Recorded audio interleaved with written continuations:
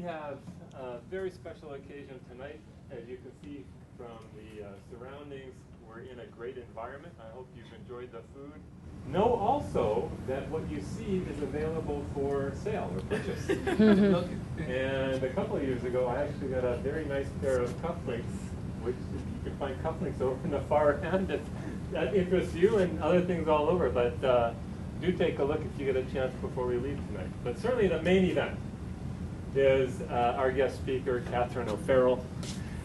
And Catherine has a GW connection, which we took advantage of, to ask if you really couldn't come help us with a workshop for a bit.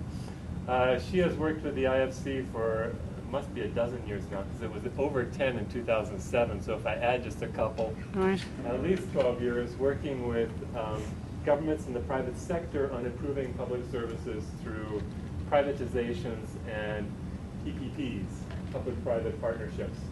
I'm not going to say much more about that because I'm sure she wants the opportunity to tell you a bit more and far better than I about the nature of our work, but please join me in welcoming her and having her here. She's welcoming us. I guess we've come to her, but it's great to have you. Thank you so much for agreeing to come. No, thank you very much. Thank you. So now, thank you very much. Thank you, Steve, and everyone for helping to facilitate this evening and for inviting me to come back and speak with you again. I really appreciate this opportunity. And as Steve said, I'm actually attended George Washington University. I did my MBA there, and I'm very proud to have graduated from the International Business program there, which prepared me very well. I was mentioning to somebody earlier that I actually took, of course, a class in negotiations, and I remember thinking very nervously, gee, I really hope it's like that in real life, because I'm a little uncertain what this is going to be like. So now I have a lot of experience in negotiations, and the interesting thing is that it's different every single time that you go through a project and you go through this process. So I really appreciate the opportunity to speak with you all and to give you some real life examples for you to take back and use in your classroom, because I think there's nothing better than these real life examples, and I have tons of them to share with you. So tonight, one thing I wanted to do was, first of all, I'm not going to give you any PowerPoint presentation. I decided my goal this year is to do away with death by PowerPoint, so I'm learning to present without them. So I just have a few notes here. I have some information that I will give to Navina so that she can provide to you. I don't know if you have a website or some electronic format for distributing information to one another, but I'll provide you with that information at the end, and then you can look at it and see if there's anything of interest to you. And also, you're very welcome to contact me if I could be of any assistance to you afterwards in some way. That's perfectly fine. So now, Steve gave a brief overview of the kind of work that I do at IFC. IFC, as you know, the International Finance Corporation. To give the 30-second summary here, we're part of the World Bank Group. We are in the business of promoting private sector development, economic growth through private sector development. We do that in two ways. The first way, and the most sort of well-known way, is that we invest in private sector companies in developing markets, wherever they might be. The second thing that we do, which is we're actually celebrating the 20th anniversary of my department, which does these privatizations and then more recently public-private partnerships. We work with governments, we advise governments on the private provision of public services. So there are traditional infrastructure PPPs such as roads, toll roads, wastewater projects, water distribution projects, power projects, this kind of thing. That's a traditional infrastructure PPP. And what I'm working on now, and very happy and excited to be working on for the last 5 years on PPPs for social infrastructure. So this is for health and education. Health services are the bulk of our work, but we also do some schools, and universities. So this can be anything from a group of primary care clinics or going into hospitals that need new equipment, something like this.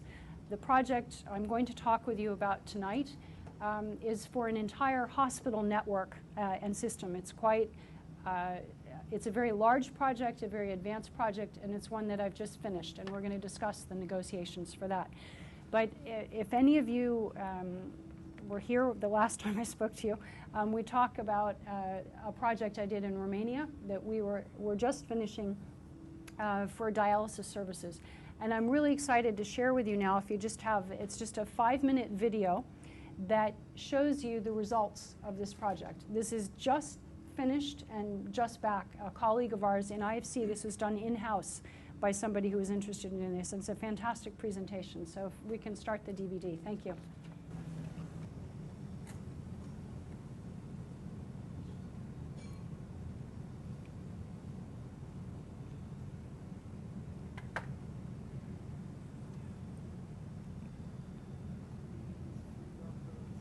Start from. Okay.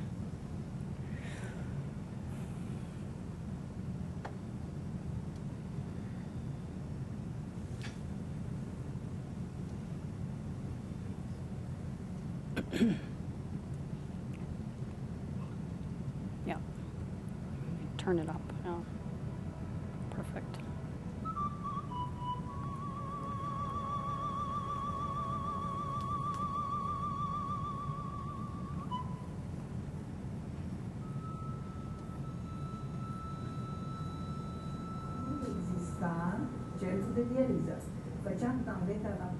Where I lived, there weren't any dialysis facilities.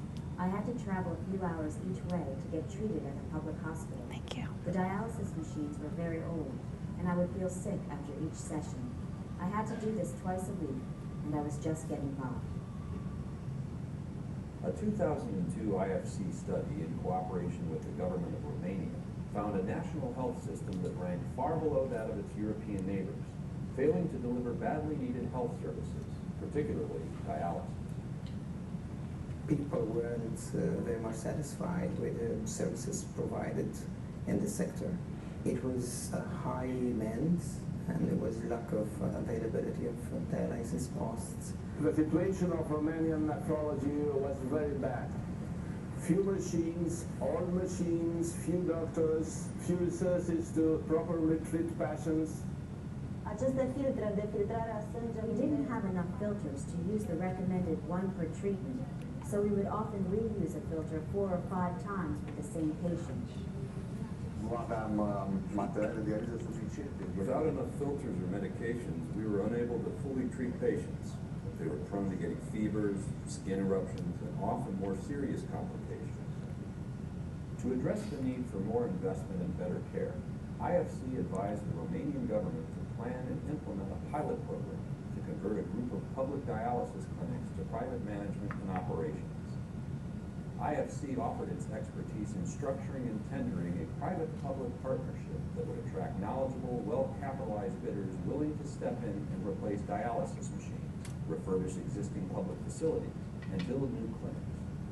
We consider this a good opportunity because we knew this business as providers of technology and equipment, and we knew also the clinical part and the technical service part.